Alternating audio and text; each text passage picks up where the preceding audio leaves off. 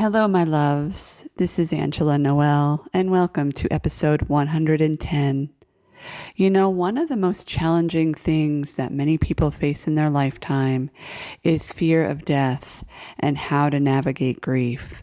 And as we continue in the healing series, my next guest offers a very unique and powerful way of allowing grief to be one of our greatest teachers. And she shares her experiences based on losing all of her dogs in a very short period of time. For those of you listening who have dogs, or even if you don't own dogs, I can assure you that Jen's insight will have you walking away with a fresh and empowering perspective on navigating grief. I also want to mention that Jen just published a great article on her blog, How to Lose 5 Dogs in 2 Years and Still Stay Open for More, that I linked in the show notes, so make sure you check that out. I am so looking forward to sharing this very special episode with my sweet soul sister, Jennifer Waters, whom I have known for many, many lifetimes. So, stay tuned.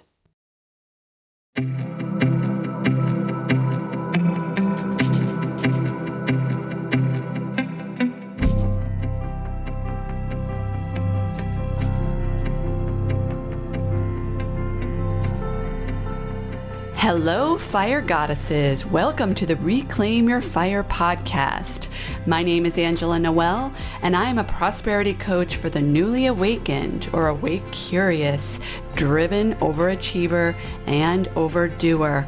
After running a successful acupuncture practice in Boston for 12 years, I decided to hang my hat by closing the practice and pursue what it is that I'm really meant to do in this world, and that is to serve humanity online on a global scale.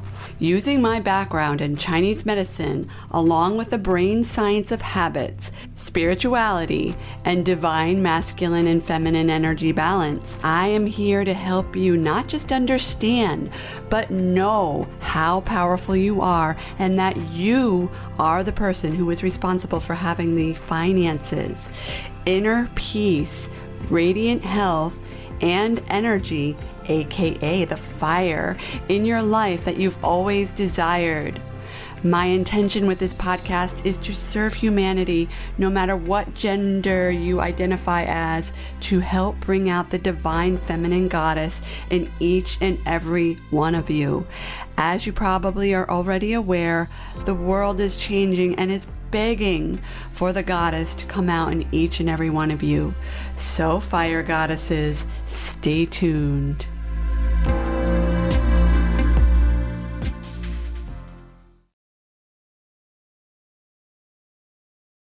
Hello, everybody. My name is Angela Noel, and welcome to another exciting episode of the Reclaim Your Fire podcast.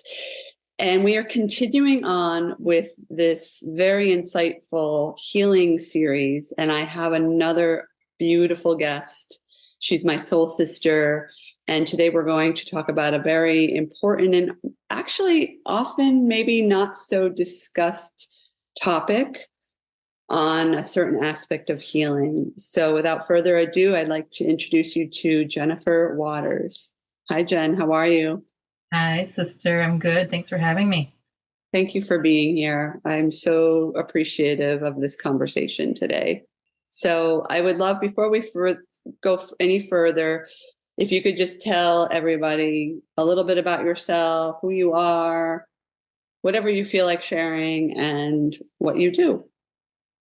So I am a former pet photographer. I was a pet photographer, focusing mostly on dogs for 10 years, and recently moved out to the wilderness with me and my dogs, and wanted to really get in touch with nature and slow down and let go of my photography business, and have been studying dog health and wellness, and just really getting in touch with myself and nature and my dogs and my purpose for about the last 7 years or so. Wow. Such an important thing, right? For so many of us who have our furry beloveds.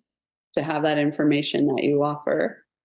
Yeah, they have really, when as a pet photographer, I just started to really pay attention, obviously, to dogs' behavior, because that played into, the kind of photographs that we could get. And the more I watched and observed dogs, the more I saw them communicating with me and, with everybody around them. I mean, they're actually like master communicators. And I found that the more I slowed down and the more that I paid attention and the more I observed them, the more I was learning to communicate with them, the more I was learning from them.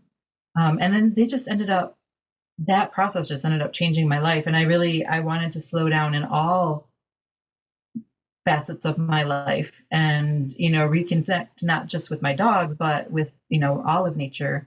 And they absolutely changed my life. They changed my career path. And then we'll probably talk about it again today. They changed my career path again after the pet photography, and that we'll probably get to that today. So, yeah. So, as far as dogs being master communicators, I would love if we could just expand on that briefly, just a little bit, because I feel like, a lot of people know who listen that I have 2 pets, and a lot of people who follow, I suspect, have a lot of pets or have pets. What would be an example of that dogs are master communicators, and maybe something that's really obvious to you that wouldn't be noticeable to somebody? When you think about it, and we don't think about it very much, and that's, I think, I don't want to call it a problem, but that's the issue, is that we don't think about this very much. But dogs are actually interspecies communicators, more so than cats, more so than any other species on this earth. They have mastered not only communicating with each other. There are more breeds of dogs, different breeds of dogs, everywhere from Great Dane or a, Irish Wolfhound down to a Chihuahua or a, teacup poodle. They can communicate with the entire span of dog breeds within themselves. So not only can they communicate with all the different breeds of dogs within that species, they have also learned to communicate with us, with humans. And so that makes them interspecies communicators. They are one of the very few animals that can actually communicate across species. We don't, though, not all of us are really listening. And that's the issue. I think that's a lot of the frustration that we get when we're living with dogs and we feel like we don't understand them, or we feel like they're having bad behavior. That bad behavior, really, when you stop and you observe it, is no different than a 2-year-old who knows what it wants but doesn't have the words for it.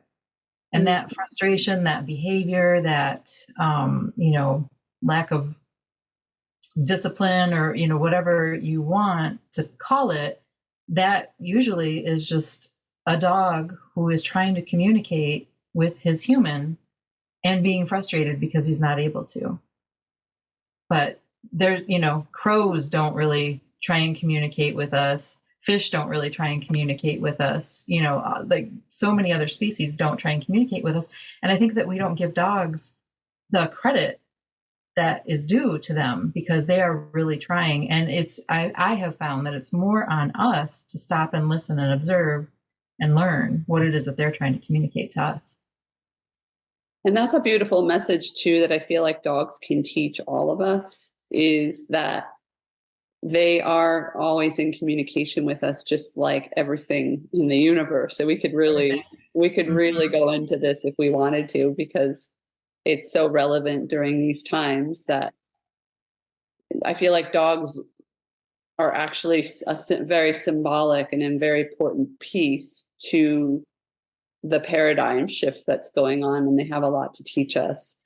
So I'm so glad to hear, Jen, that you're helping dogs and their owners this way, because it's so necessary. And you're right, it's not something that we learn about, to communicate with animals, or to be more intuitive, or communicate like you talk about. And even just when you were talking, I heard the birds in the background. Like, there's always so many clues. And since so many of us have dogs, I feel like that would be a really great stepping stone So if you don't have a dog and if you need help going into the next paradigm shift, get a dog. That would be a great first step. Yep. So, but this topic today in this whole series, as you know, is about healing.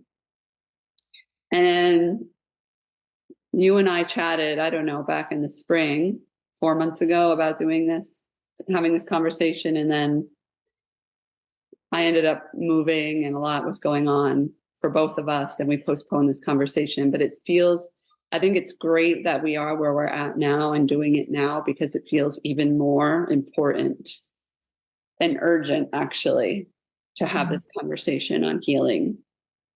So I know we chatted a little bit before we pressed record about some of the different things that we could talk about. And you mentioned something that you've been personally going through in your healing journey with your dogs. So I would love if we could just open up that conversation by you sharing your journey. My favorite topic, grief. It is not my favorite topic, but it is. I think that when we talked in the spring, we actually were talking about a different topic. And then since then, just for your listeners, I lost all my dogs this winter. I had 3 dogs, and they all passed on, one right after another. And that gave me a really intimate look at grief. And I have actually lost 5 dogs in less than 2 years. So it's been a season of just kind of one wave of grief right after another. These dogs, I mean, if you didn't, catch that from the beginning, my dogs have changed my life. They've changed my career path. They've changed where I live. They've changed my connection to nature. They've changed so much about me. I mean, they are such an important part of me, my heart, who I am. I mean, they really made me who I am. And of course, we know that they're not going to live forever. And I did have older dogs. And so, I knew that they weren't going to be around forever. I wasn't really prepared to lose 5 dogs so quickly, and especially the last 3 dogs in the last 6 months. So that really, I'm not going to say I'm an expert. I'm not going to say that I did it right or wrong, but it taught me a lot about grief. And I think there was a lot that I didn't know about grief. And there's a lot that, it's again, like dogs, there's a lot that we don't talk about, that we don't really pay attention to. And I think, nobody wants to go through grief, and I certainly don't either, but I'm not afraid of it now because I've been through it so many times, and I treated it like a dog almost. I observed it, I slowed down. It's like, what is this? What is it trying to show me? What are you, what is the way through this? And in that observation mode, which I think is just a very natural, as a photographer, as, a researcher, I think that's just a very natural mode for me. And so I really examined grief, what is it and how do we get through it? And how do we not be scared of it? When it comes along again, because it will certainly come along again and again and again. And there's nothing like, losing 3 dogs in 6 months to give you a really up close personal look at grief. And the thing is, I came through it, and I'm actually here. I mean, I lost Archie about 2 months ago. So it's been, 2 months since I lost my last dog, and I'm able to talk about him. I'm able to smile about him. I found a sign that I had bought, "Beware of Dog," for him because he was a bit of a grumpy one. And I found that in the garage today, and it didn't make me sad. I had never put the sign up, but now I don't need to. But it didn't make me sad. It just made me, almost smile. Like, just I appreciate that he was here. I appreciate all my dogs in their life and in their death, because they taught me in life, but they also taught me a lot in death too. That's beautiful, actually. I would love to dive into that. But before that, you said something earlier about how going through this process has helped you understand what grief is. So do you have a sense now after losing your dogs what it is? I feel like I don't have well-versed explanations of this yet, but what I know is that prior to all this, grief was something to be afraid of. Grief was something to be avoided. Grief. Here's what I know, especially in the dog world. It is one thing to lose a family member, and that is tragic and painful. And I'm not just diminishing that at all. But I also know that there's been studies that some people they have a worse time losing a beloved animal than they do losing a family member. I think that we care for our animals 24/7. They are completely dependent on us. And we get in this relationship with them where they love us unconditionally. There is no other love like that for most people. And so that love is just greater, and that loss can be really great. And what I know from 10 years of being a pet photographer, about half of my photo sessions were with people who they were end of life sessions. They were about to lose their dogs, and they knew that their dogs had a terminal illness or cancer, were just getting very old. And so they wanted to do that last photo session.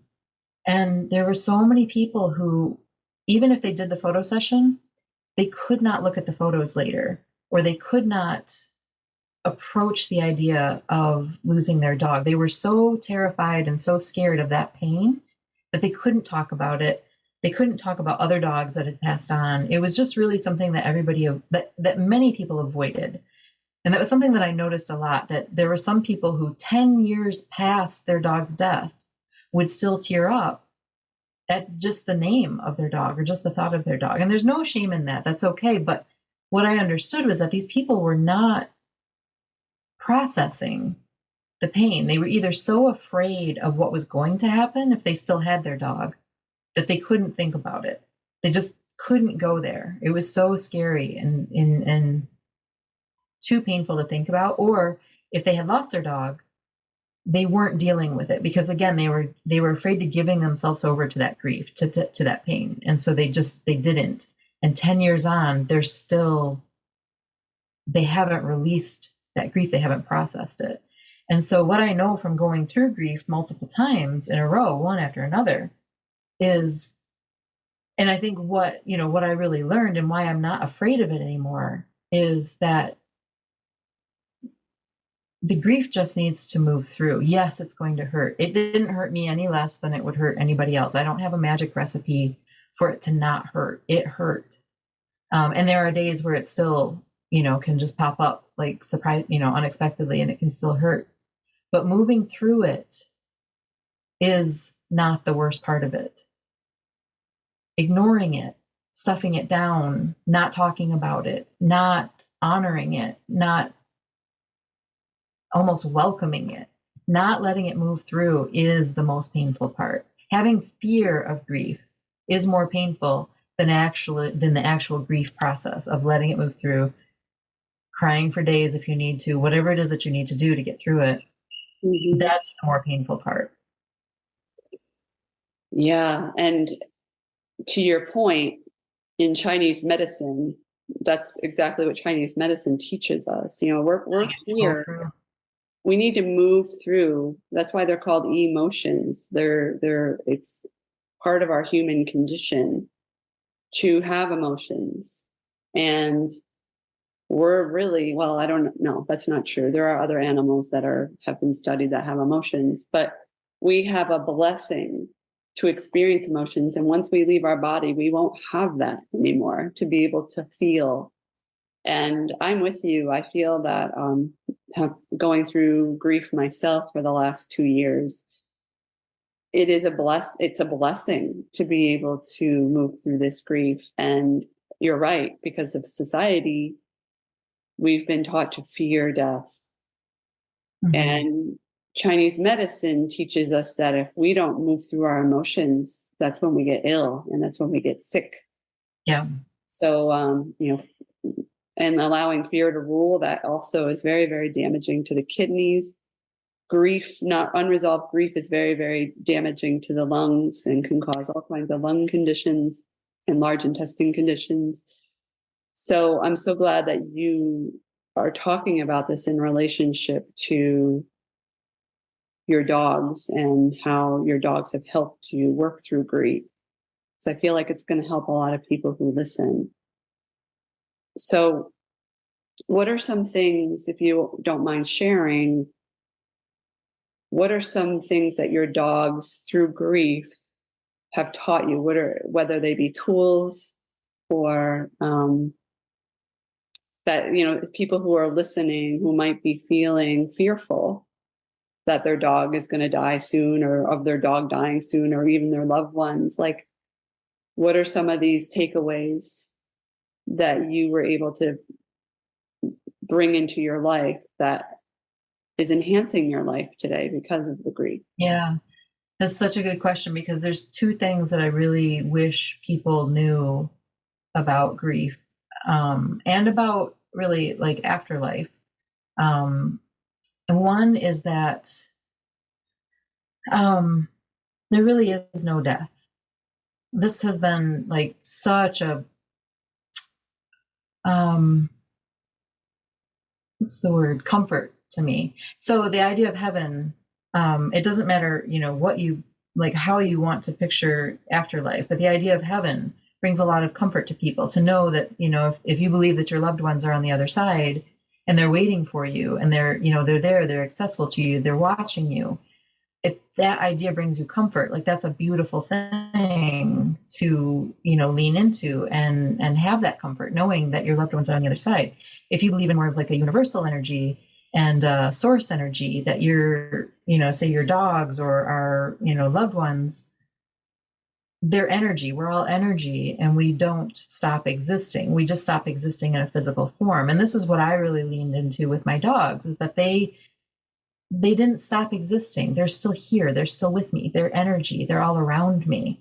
They actually are with me just as much as they ever were.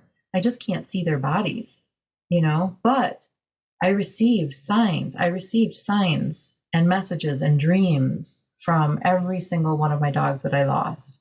And that brought me so much comfort, just to know that death isn't final. No matter how you want to believe it, no matter, how you want to picture it, death isn't final. We're all energy, and energy doesn't stop existing. So my dogs are here with me whenever I can slow down enough to tune into them and, listen to them or ask for them to come to me in dreams or in signs. They will do that. It's just, we don't typically do that in our Western lifestyle, where we slow down enough, or where we even believe that is possible. And so that was a huge comfort to me. And I didn't really go into it believing that, to be honest. I didn't really know what to believe. I didn't, and I'm not a person who thinks that I'm right about anything. I think that I don't know anything about anything, quite honestly, because the more I learn, the more I know how much there is to learn. But what I know is that when I lost my first dog, I started seeing all these signs, just constant. And it was beyond incredible. It was beyond coincidence. And, so I really paid attention to that again. And then it just happened again and again and again and again with, all the loss of my dogs. And so I know now, I trust deeply that they are with me in a non-physical sense. And so that brings me a lot of comfort. And I think that if people could, especially in the Western world, because I think that's, more common in other cultures, but if we could accept the fact that it's not final, they don't just leave us. I even believe that our dogs will come back to us, and like, I'm kind of looking forward to my next puppies, because I don't know, maybe they're a dog that I'm going to recognize. I hope so. I look forward to that. That's something to look forward to. But if we could just recognize the fact that death is not final, I think that erases a lot of the pain. It kind of turns it from, this like, oh my gosh, I'll never have contact with this dog that I loved again, to like a curiosity. I'm going to sleep tonight. I wonder if I'll dream about my dog, or, oh, that's a strange coincidence. I wonder, was that a message? So it actually turned it from, this just terminal pain to like curiosity about what is possible. So that is one thing that brought me a lot of comfort.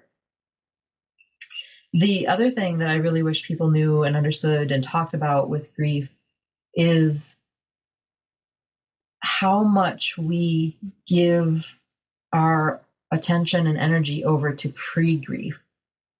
So if you know your dog is about to die, how much time? So say you have 2 weeks left with your dog, and we don't always know that, but you have a certain amount of time left with your dog. It doesn't matter even if your dog is sick. You have a certain amount of left time with your dog, with your loved ones, with this earth. How much of that time are you going to spend feeling sad about what's to come, about what hasn't happened yet? Mm-hmm. One of the things that I really started to understand from being a pet photographer was that when I did these end of life sessions, I remember a certain dog who came in, and I think her name was Lola, or Lolo, and she had hemangiosarcoma, and that's just a horrible diagnosis because it's a very sudden death, and it usually comes very quickly. Well, she showed up. She doesn't feel bad, though. In hemangiosarcoma, they don't typically feel bad. The parents feel bad because they know what's about to come. The dog showed up. She had a great time. She's smiling in all her photos. And what I realized is that Lolo doesn't know that she has hemangiosarcoma. She lived every day up until her very last day, which ironically was almost a year later. She was only given a couple weeks, but she ended up living for more than a year after that, I think.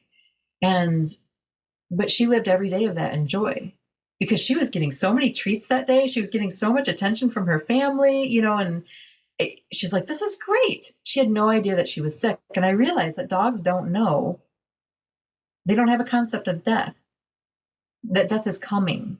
Mm-hmm. They have a concept of death when it happens, but they don't have a concept of death that it's coming.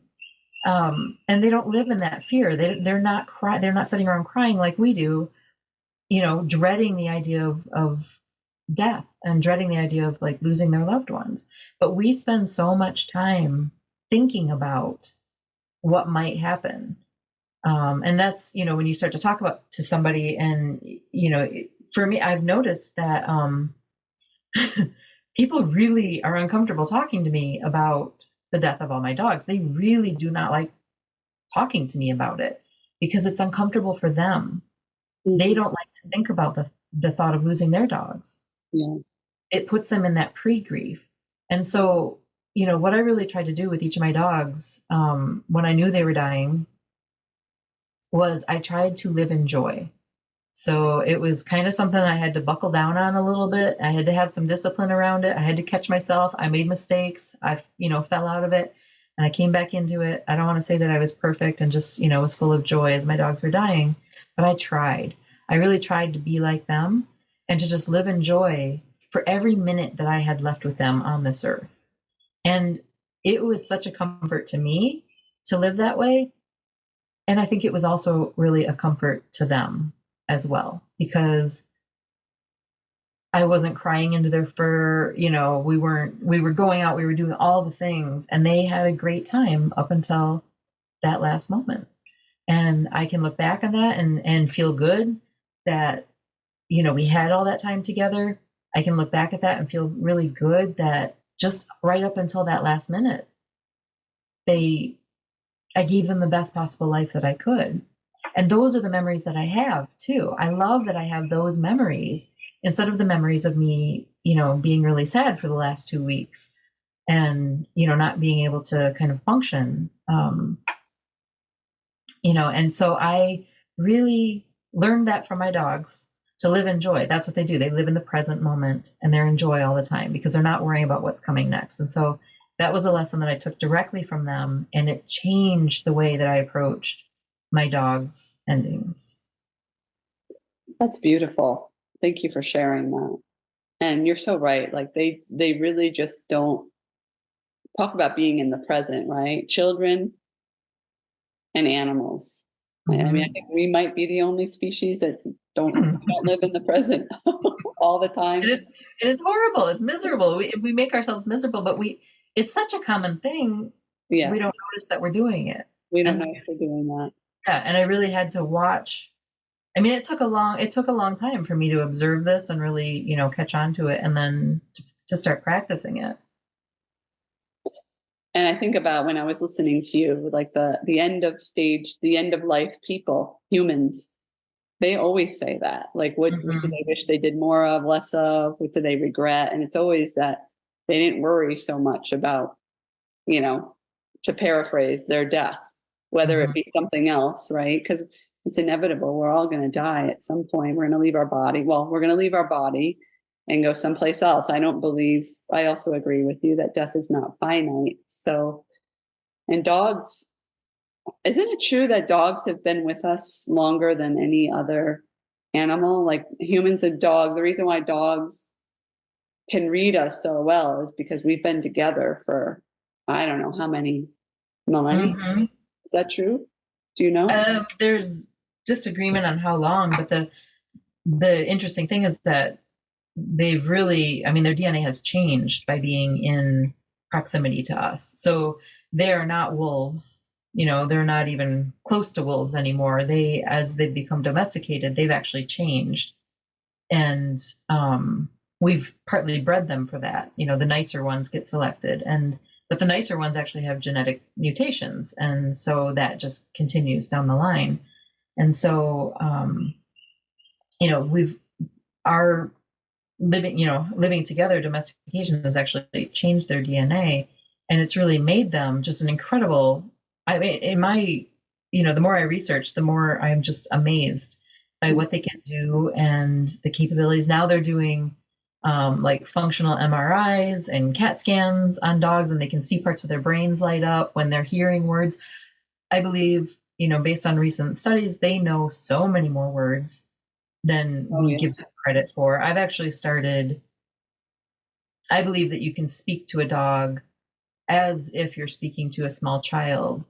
And we think that they're only going to pick up on words like treat and car ride and, dinner. And they're picking up on, and we think that they're only picking up on our tone, but I believe that they are picking up on so much more. I mean, they're really, I'm getting off topic here because I get excited about this, but they're categorizing like how many words dogs actually know, and it's not just dogs, it's a lot of animals. Yeah. We have this superiority complex that we have this thinking brain that makes us better. Well, our thinking brain actually makes us miserable, because we're the ones suffering. yeah, it causes suffering because we're the ones who, are in fear of grief and in fear of what's going to happen or living in the past. That's what our thinking brain gets us a lot of times. And being able to connect more to nature, the animals, my dogs, and my own inner self, outside of all the ideas that we get from culture, it's really allowed me to see the difference between, the thinking brain and the animal brain, which we're an animal too. Are we that superior? I'm not sure. I think we have a lot to learn from animals. And I know I've, personally learned a lot from them. Yeah. Yeah. I think that, I don't know that we're that far superior. We have big heads and big brains, but we've missed the mark on a lot of things. And right. We use it in weird ways. yeah. And we pay for it now. And you may hear snoring in the background, by the way, because Ayla, my dog, is taking a nap and she snores pretty loudly. So I've recorded many podcasts with her right by my side, snoring away. Snoring away, which I think are the best podcasts, the ones where you can hear the dogs bark and snore. Yeah, drink water. And yeah. It keeps it real. So getting back to the dogs and your healing, since we're talking about healing, there's a lot you've already shared with how the death of your dogs has helped you accept the process of death and just be in the moment more. As far as for people that are listening that are like, I got a lot of healing to do in my own personal life and I have a dog. How can people use that connection? Because you mentioned like even yourself connecting with your dog. How can you use that connection to heal right away? What are some tools that people can can take away from this conversation? Oh, I love this question too. So, just to give some context, I was divorced about 7 years ago, after 20 years of marriage, and that was my actual first. I was lucky to not have lost any family members, not have had any major grief for the rest of, previously. So that loss of my marriage, and just not even the loss of my marriage, but just the realization of how toxic that marriage was my first introduction to grief. But at the time I had 3 dogs, and shortly after I got a 4th dog. And it was interesting because the grief hit me so hard. I did not handle that first round of grief well. I ended up almost bedridden. I couldn't complete sentences. I didn't have the energy to get through the day. I wasn't processing the grief very well. And what I noticed is that as I got sicker, as I had started to have anxiety attacks, PTSD, I mean, it was just, there was a lot coming up. My body was just screaming at me to pay attention and to process these things that I needed to process. But I didn't know how to do that. But what I noticed is that as I was getting sicker, my dogs were also getting sicker. So here I am, just trying to get through the day. And then these dogs that my beloved dogs, and I felt like they were all I had left, like I had no marriage left. But I had my dogs, and they were getting sick. And I actually started to say goodbye to one of them. And in that moment, I knew something needed to change. And so I actually dove into, this is where the fascination with dogs actually started, because I needed to save my dogs. Like, I couldn't lose them too. I felt like I wouldn't make it if I lost my dogs. So I went in and I researched food and, nutrition and all these sorts of things. And I started to work on my dogs and get them better. Then I realized I wanted to do the same for myself. So it became kind of a joint mission. If I was improving my dog's nutrition, I should improve my nutrition. If I was improving my mental health, I wanted to pay attention to my dog's mental health. So it started to become this very symbiotic thing. And what I noticed is that as I got healthier, they were becoming healthier, like naturally. And over time, fast forward, what I realized after a lot of observation and study, the best way that I found to heal our own dogs is to heal ourselves first. And quite often it can be vice versa too. Like, our energy is so linked. When we think about, when we're in negative energy, when we're in worry, when we're in fear, again, our dogs depend on us for everything. We literally give them every meal that they get. We let them know when they can go inside and outside. We let them know who they can play with. We let them know where they can walk. We control everything in their lives.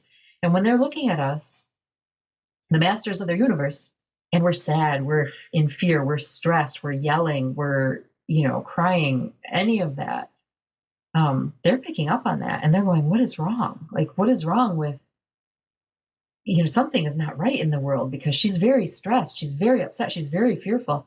I better get fearful too, because I don't know what's happening, And so that negative energy, when it builds up in us, can often build up in our dogs too. And the strange thing is that I found that when it's like, parents will often take better care of their kids than they will themselves, right?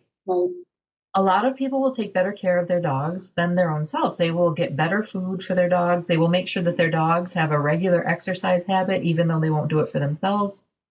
But I think when people can start to understand this idea of, the best way to heal our dogs is to heal ourselves first, it actually is a really good way to start to want to work on yourself.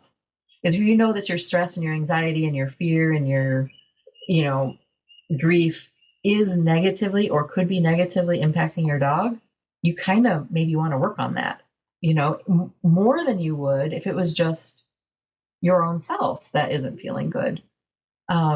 So that was a really key takeaway, is that our energy is so linked. And so for me, it really gave me a lot of impetus to change, to work on myself. And it helps me catch myself. a lot of times too. So it's not that I don't get into fear or grief or stress or anxiety. I do. I get into all that, but I have my dogs with me. And I know now it's like, wait, I'm in fear and they're picking up on it and they're suddenly barking. Maybe they're like misbehaving. You can directly see it in their behavior. But that's because they're picking up on my hormones. They can smell our hormones like the instant that we release them. So if we are releasing cortisol or stress hormones, they smell them.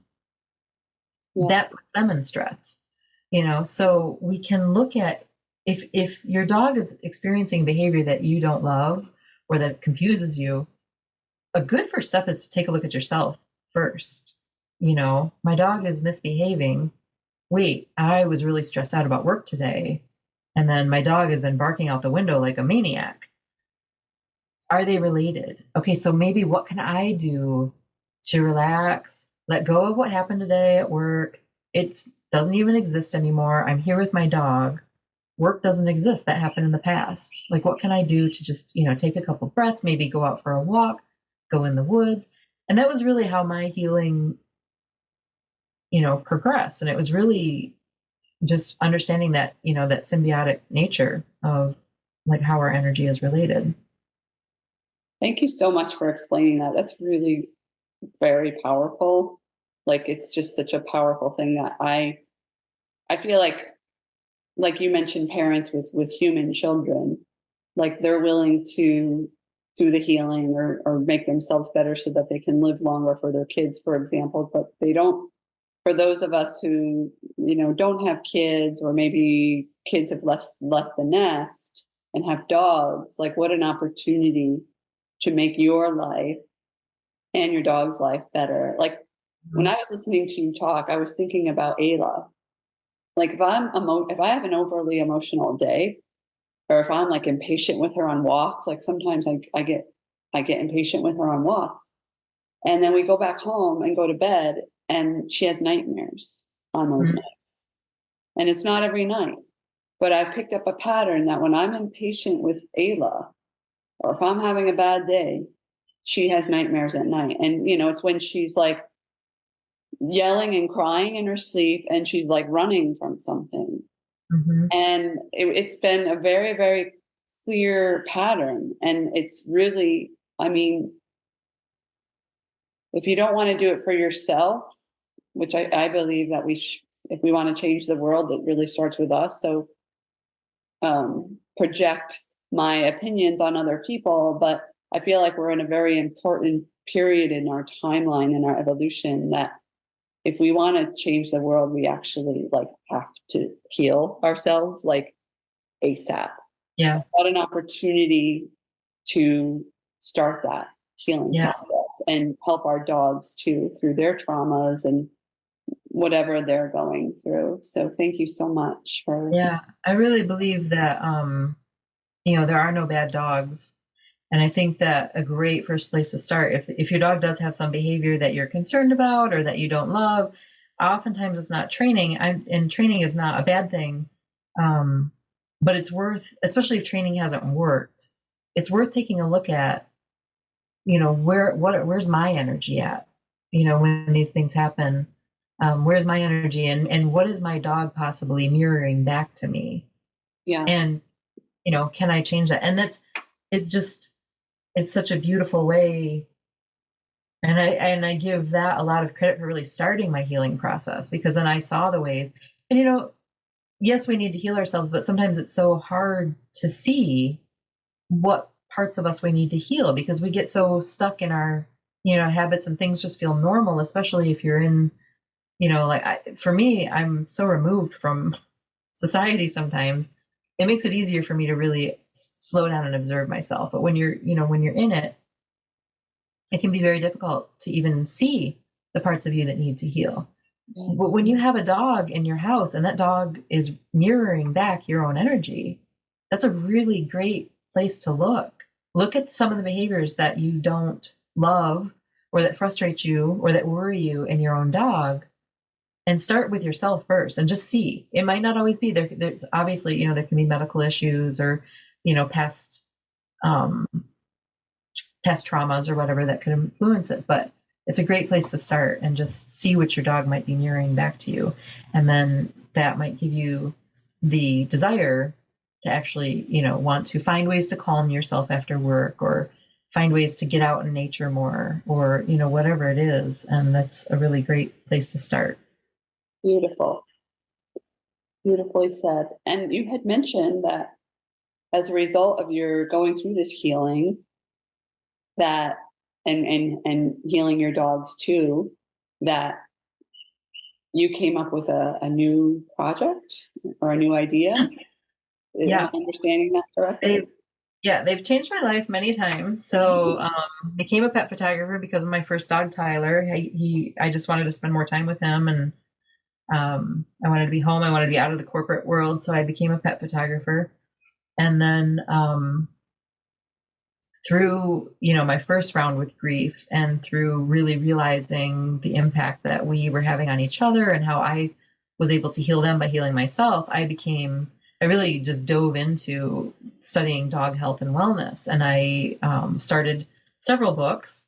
And that was really where I was going. Was I got out of pet photography and started Dog Kind, which was really about talking about dog health and wellness, and a lot of the ideas that we don't think about in, mass society. And then I lost 3 dogs in 6 months, and I found myself, as well as I handled the grief, it still is grief and it still hurts. And I really had to set the writing aside. So I'm writing about dog health and wellness. I have several books. I actually was writing a book about this idea of, this mirror effect with dogs, and how they mirror our energy. And I just couldn't, in that time, I just couldn't keep writing. And so I set it aside, and it was the middle of winter. I'm in Upper Michigan. There's not a lot to do. I needed a hobby. And I started making candles. I thought, well, this will be a nice hobby. And so in between all the deaths this winter, I started making scented candles, and I loved it. And so but the interesting thing was that as I started looking into scented candles and the ingredients that go in them, I saw how dirty they were. And I never really realized that before. And again, I wasn't so concerned about myself. I was more concerned about my dogs. So I thought, well, I don't want to be burning scented candles that they have smaller lungs, they have shorter lives, they're super smellers. So I started wanting to create candles that were very clean as they possibly could. And it was because I, didn't want to negatively impact my dogs. And then I realized I love it. And if I'm concerned about the air that my dogs are breathing, then probably some other dog owners are too. So I have now shifted into yet another business influenced by my dogs, which is Dog Kind Candle Company. It's launching in September. And so I know you've kind of, heard a bit about the development process. And I am absolutely loving doing this. I'm loving being able to put this product out into the world that it was created out of kindness for animals. The ingredients are clean, and it was directly, from not wanting to impact our animals. And but yet again, here's, I think, the third career change in a row based on, due to my animals. So they've definitely had, an impact on my life in ways that I never expected. And I don't think it's done either yet. I think that, I'm 48 years old, and I'm like, I am still trying to figure out what I want to be when I grow up, because I never saw candle making coming. I never would have predicted it. I didn't even see pet photography coming. But, these animals have had just an incredible impact in my life. And I think that each one of them has come to me and taught me things, both in their life, in coming to me, and in their deaths. I mean, I've learned so much in each of their deaths too. And, each one of them has changed me. I'm so excited for you. And, I've been following Jen's journey for a few months now with the candles, and I can't wait. I love candles, and I can't wait to experience my first Dog Kind Candle Company candle. And I'm sure Ayla is excited about it too, because it's going to be non-toxic for her. And yeah, just, I mean, I think what you're doing, Jen, is so important for the progression of how we see our animals and these companions that do offer us unconditional love no matter what, and we want the best for them. And I love how you've made a business, or several, more than one business now, because of your experience in different life phases with your dogs. So congratulations. I'm Thank so you. excited for I'm you. excited too. Yeah. So I'll link to all of your business information in the show notes. And Thank you. for people, yes, of course, who are listening now that want to find you, what's the best way to connect with you? I am at dogkind.com. It's one word. And Dogkind Co. on social media. On Instagram and On Instagram and Facebook. On Facebook? Okay. Yep. So definitely look for Dogkind Co. on Instagram, Facebook, and look for Jen's website. Again, I'll link those in the show notes. Sister Jen, thank you. Muchas gracias for such a beautiful conversation. I love you. And for those of you, actually, before we completely end, do you have any just quick tips or takeaways for our listeners today? Anything, first thing that comes to mind is usually the right answer. As far as grief or anything? Grief, dogs, anything that comes to mind. I think the first thing that came to mind was just live more like a dog. Yeah, I love that. That's beautiful. Live more like a dog. It's, it's being in the present moment. It's being observant. It's living in joy, all the way until the last minute. All the way to the last minute. Yes. And that's the best thing we could do for them too. Really. Yeah. Live more like a dog, because they're giving so much to us. And, it's only when we can live more like them that we can really appreciate what it is that they're giving to us, because the gifts that they give us are subtle. They're quiet, their presence, their love, they're a slowing down. They're just the petting of their fur and the serotonin that's released in that. The things that they give us are not big and showy, and we really need to slow down and observe to appreciate the depth of what they're giving us. And when we can do that, then we can give that back to ourselves, and we can give it back to them, and it benefits both people, both animal and the person, yourself and your dog. But in the bigger scheme of things, it benefits the entire world too, the entire universe, because we're raising our own energy, our animals' energy, and the energy of the entire planet. Isn't that incredible? That we can make those changes simply by just healing and raising our vibration. Yep. Sister, thank you so much. Thank you. And I really appreciate you being on and offering your time. Remember to connect with Jen on Instagram, Facebook, on her website, and look for Dogkind Candle Company to be launched in September of 2023. And until next time, remember to be radiant, be powerfully authentic, and know that you can reclaim your fire at any time. Take care. Bye.